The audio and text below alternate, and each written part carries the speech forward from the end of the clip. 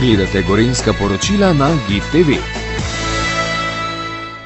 V Slovenskem planinskem muzeju ste imeli to čast, da ste gostili Vikija in Stipeta in tudi v njegovo počastitev odprli razstavo. V čem je poanta te razstave? Ja, gre za razstavo, ki govori o več kot 50-letnem prijateljstvu med dvema alpinistoma, med dvema človekoma, med dvema odličnima osebama, ki izžarevata neko srčnost, brez katere to prijateljstvo ne bi bilo možno do današnjih dni.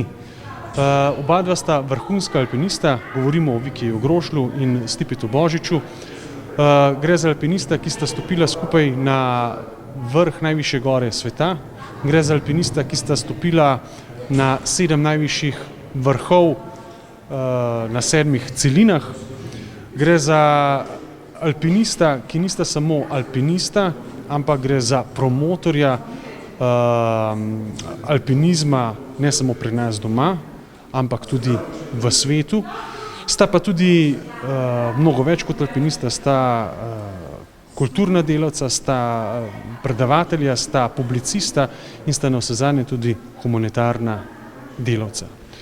Oba sta preplezala 8000 v Nepalu, pa ne samo enkrat, povzpela sta se na več mogočnih vrhov. Ja, povzpela sta se na več mogočnih vrhov.